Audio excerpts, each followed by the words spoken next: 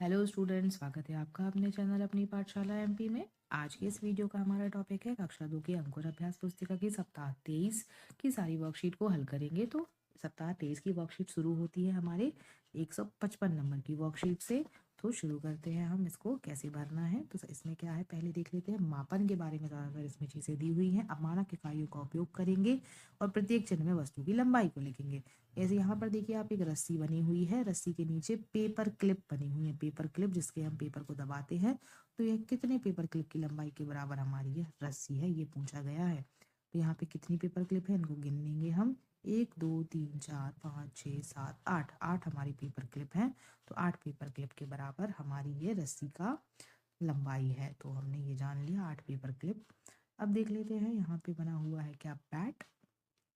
तो ये बैट जो बना हुआ है हमारा, इस बैट की हमारी लंबाई कितने पेंसिल के बराबर, नीचे पेंसिल बनी तो पेंसिल गिन लेते हैं। 1 2 3 4 5 6 पेंसिल के बराबर हमारा ये लंबा है। तो हमने ये भी देख लिया कि 6 पेंसिल के बराबर हमारा ये बैट क्या है, लंबा है। अब देख लेते हैं ये जो कार बनी हुई है, तो कार कितनी लंबी है, कितने पैर के बराबर है। तो यहाँ पे 3 और 3 6 पैर बने के बराबर है।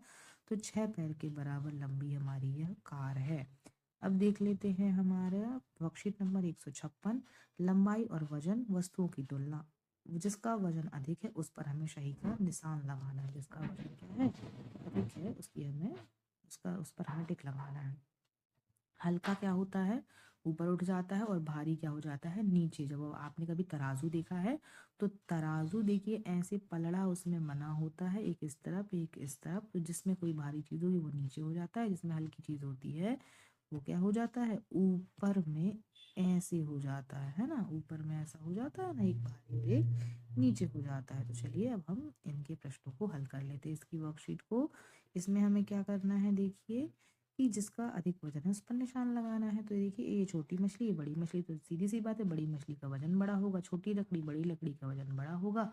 तो हमने इस पे इसका निशान लगा लिया। अब देख लेते हैं जिसका वजन कम है उस पर हमें निशान लगाना है। जिसका वजन कम है, तो इसमें देखिए इतने सारे सेब भरे हैं तो इसका वजन ज़्यादा होगा। इसमें कम सेब है इसलिए इस पे टिक लगा देंगे। ये बस्ता है और ये भी बस्ता है, इसमें ज़्यादा किताबें भरी है, इसमें कम किताबें भरी हैं, तो इसका वजन कम होगा, इसलिए हम इस पे निशान लगा देंगे। चलिए आगे बढ़ते हैं हम वर्कशीट नंबर 157 की। और 157 में क्या है, लंबाई और वजन सरल तराजू में मानक इकाइयों द्वारा वस्तुओं के वजन की तुलना करेंगे। पहले पल्ले में रखी वस्तुओं की वजन को बराबर करने के लिए दूसरे पल्ले में रखी गई वस्तुओं की संख्या लिखें। आपके लिए एक उदाहरण भी दिया गया है ना। देख लेते हैं यहाँ पे क्या है कि एक पल्ले में रखी वस्तु है, दूसरे पल्ले को बराबर करने की दूसरे पल्ले में रखी वस्तु की संख्या कितनी है। तो अब बताओ, 3 केले जो बने हुए, 3 किलो का वजन कितना है, 2 सेब के बराबर है। एक आम का वजन कितना है, 1 सेब के बराबर इसका वजन हो जाएगा, है ना। ये आपने लिख लिया। अब इसी का दूसरा प्रश्न देख लेते हैं हम। पहले पन्ने में रखी वस्तुओं के वजन को बराबर करने के लिए दूसरे पन्ने में रखी गई वस्तुओं की संख्या लिखें। यहाँ पे कितनी है, कितने हैं टमाटर, 8 टमाटर बने हुए हैं। तो 8 टमाटर कितने किलो के बराबर है, 6 किलो के बराबर है। और एक पुस्तक का वजन कितने कप केक के बराबर है, 3 कप केक के बराबर है हमारे ये। एक पुस्तक का वजन 3 कप केक के बराबर में है। वर्कशीट नंबर 158 को देख लेते हैं। वर्कशीट नंबर 158 क्या है, लंबाई और वजन सरल तराजू में मानक इकाइयों द्वारा वस्तुओं के वजन की तुलना करेंगे। पहले पढ़ने में रखी वस्तुओं के वजन को बराबर करने के लिए दूसरे पढ़ने में रखी गई वस्तुओं की संख्या को हम लिखेंगे, जैसे अभी हमने पिछली वर्कशीट में हल किया है। यहाँ पे देखिए, एक तरबूज का वजन 5 संतरे के बराबर है। एक केक का वजन 3 किताब के बराबर है, पुस्तकों के बराबर है। 3 आम का वजन 6 गेंदों के बराबर है। और 4 कप केक का वजन 2 किलो के बराबर है। 2 किलो के बराबर है, आप समझ पा रहे हैं। अब वर्कशीट नंबर 159 को देख लेते हैं। वर्कशीट नंबर 159 में क्या है, आयतन समय विभिन्न वस्तुओं की आयतन की तुलना। यहाँ पे देखिए, धारिता या क्षमता मतलब उसके अंदर कितना पानी भर सकता है, या कितना उसके आंतरिक उसका आयतन क्या होता है। कोई भी बर्तन है उसके अंदर कितनी चीज़ें रखी जा सकती हैं, कितना वजन रखा जा सकता है, वह उसकी क्षमता होती है। धारिता किसी वस्तु के अंदर वह खाली जगह है जिसे भरा जा सकता है। जैसे ये जग बना है, उसको हम कितना भर सकते हैं, ये वह उसकी धारिता होगी। धारिता केवल बर्तन के संबंध में ही उपयोग होती है ना, बर्तनों के संबंध में ही हम धारिता का उपयोग करते हैं। उस बर्तन पर घेरा लगाएं, उस बर्तन पर घेरा लगाएं जिसकी उस बर्तन पर क्या करना है, हमें घेरा लगाना जिसकी धारिता क्षमता आंतरिक आयतन समान है। उदाहरण के लिए आपको लिखा गया है, जैसे इस पे पहले से गोला लगा है, तो इस अब समान कौन सी होगी, जो ये बड़ा बना हुआ है, तो ऑब्वियस सी बात है आप इस पे ही टिक लगाएंगे। बाकी देखते हैं, यहाँ पे देखिए एक बॉटल, यहाँ पे 4 प्रकार की बॉटल बनी है, तो 2 ये बॉटलें कैसी हैं, समान है, मतलब इनकी धारिता भी क्या होगी, समान होगी। अब आगे देख लेते हैं 160 नंबर की वर्कशीट पे। याद रखिए, आमतौर पर बर्तन जितना बड़ा होता है, धारिता या क्षमता आंतरिक आयतन उतना ही अधिक होता है। बर्तन की धारिता क्षमता के अनुसार उन्हें क्रम में हमें लिखना है। आपके लिए उदाहरण भी दिया गया है, ये हम देख लेते हैं। क्या है ये हमारा उदाहरण, देखिए यहाँ पे चारों जग बने हुए हैं, तो इनको हमने क्रम दिया। सबसे छोटे को 1 नंबर, उससे बड़े को 2 नंबर, फिर उससे बड़े को 3 नंबर और सबसे बड़े को 4 नंबर पे हमने दिया है ना।